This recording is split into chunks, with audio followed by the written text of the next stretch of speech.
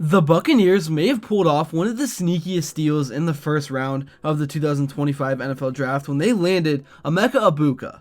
For a team that already boasted the most complete wide receiver room in football, adding a route running technician with Egbuka's level of polish and versatility almost feels unfair. He doesn't just raise the floor of the offense, he expands the ceiling, and if the Bucs are serious about chasing another NFC title, Egbuka could be the exact kind of weapon that bridges the gap between a good unit and a truly unstoppable one. Just from watching Egbuka on tape, it becomes immediately clear just how advanced his footwork and route tempo really are. This isn't a developmental guy who needs a year to catch up to NFL speed. This is a player who manipulates defenders pre and post snap with the kind of polish you usually see from second contract pros.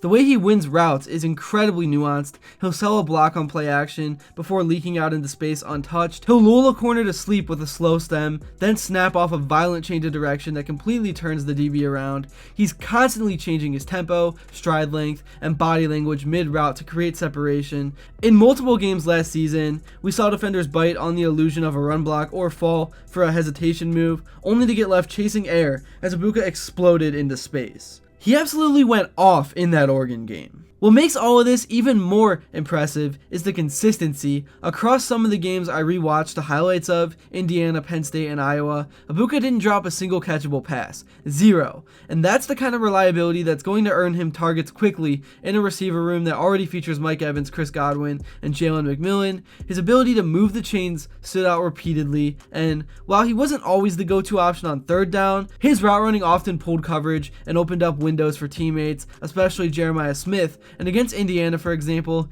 he shook two defenders with one clean release to pick up a 26-yard gain in the third quarter. Later in that same game, he disguised a block on a 4th and short before slipping into the second level for another chunk play. And that kind of deception and execution is something the Bucs can weaponize immediately. His worst graded game, at least according to Pro Football Focus, came against Penn State, but even that tells more about the context than the player. Most of the negatives came on run blocking reps where he was asked to hold up against edge rushers, which isn't really a fair ask for any receiver. Still though, he executed his assignment well on most plays, and when targeted, he delivered. A 25-yard crossing route touchdown in that game showed just how easily he can get open against man coverage, and when he wasn't targeted, he was still creating leverage and space for others. If anything, he was open even more often than the stat sheet shows. His quarterback just didn't always look his way. From a schematic standpoint, what makes Egbuka such a valuable piece is that he can play both outside and in the slot with equal effectiveness. That will unlock a ton of optionality for Josh Grizzard. This isn't a guy who's going to be a pigeonholed. You can move him around to create mismatches, line him up inside when Godwin flexes out, or run 4 wide sets with all 4 of your top receivers on the field at once. It's rare for a team to have this kind of formation flexibility, and Egbuka is right at the heart of it, and he's going to be used like that from week 1. Even when he's not the primary target, his presence changes the math. Say you're a defense trying to account for Evans, Godwin, McMillan, and Egbuka. Who do you commit your slot corner to? Who draws safety help? If you bracket Evans and shade toward Godwin, that leaves Egbuka isolated, likely against your 3rd or 4th best defensive back. That's a mismatch the Bucs can attack all season long.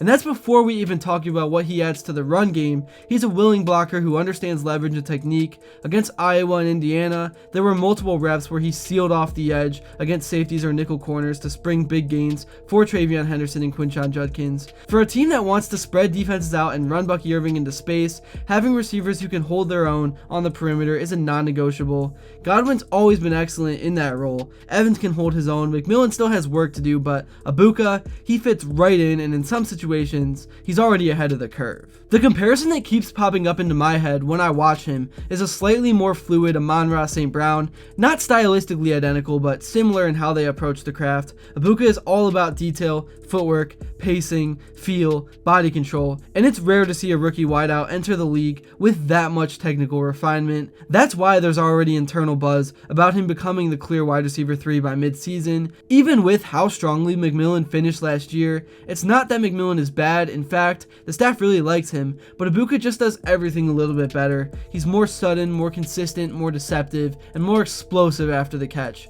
His skill set adds a new dimension to a group that already already had 3 quality starters. So what does this mean for Baker Mayfield and the Bucs offense as a whole? A lot, actually. Baker went from 4,044 passing yards and 28 touchdowns in 2023 to 4,537 yards and 41 touchdowns in 2024.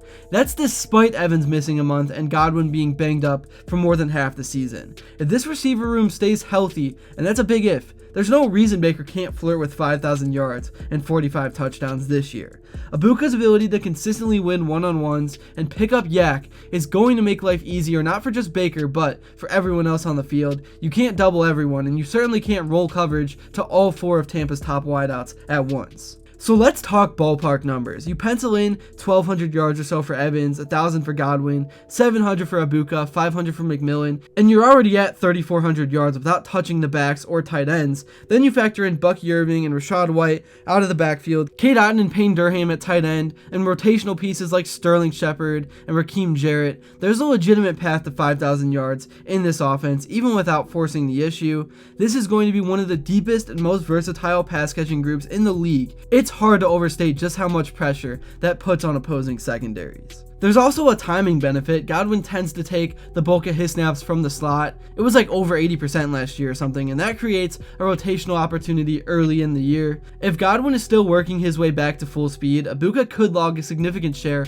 of early slot reps, especially in tempo or 4 wideout sets, and that gives him a ramp up window to solidify his place as the number 3 receiver. And even once Godwin's back to full strength, Ibuka's flexibility ensures he'll still be a core piece of the weekly game plan. So yeah, it was technically a luxury pick at 19, but when your roster is already stacked and you're trying to maximize a competitive window, sometimes the best moves is to add a player who makes your strengths even stronger. The Bucs didn't need Ibuka to be functional. They drafted him because they see a chance to become elite, and that mindset is what's been separating Tampa from the rest of the NFC South for the last few years. Look, this offense was already trending toward historic production. Since 2018, the Bucs have had 5 of their top scoring seasons in franchise history. In 2021, they dropped 511 points. Last year they hit 502. With health in this receiver room intact, there's a very real path to 530 or more this season. It's not just plausible, it's expected. Of course, the Tristan Wirfs injury casts a shadow. Losing an all-pro left tackle is never ideal,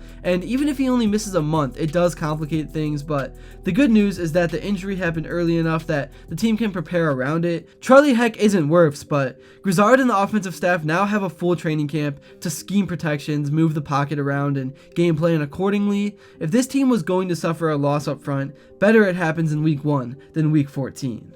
And the floor doesn't really change. This is still an 11-12 win team. They should win at least 4 of their 6 divisional games, and if they split early while adjusting to the line shuffle, they'll still have plenty of runway to stack wins, but the ceiling, that stays the same. They still have that NFC Championship level ceiling. That's what's on the table, especially if guys like Ibuka start hitting stride in November and December. So now it's pretty much just about health, cohesion, and keeping Baker upright, because if this offense stays on the field, and if Emeka Egbuka is even 80% of the player he looks like on tape, then Tampa's offense may finally have all the pieces it needs to reach a new level, one we haven't seen yet even during the Brady era.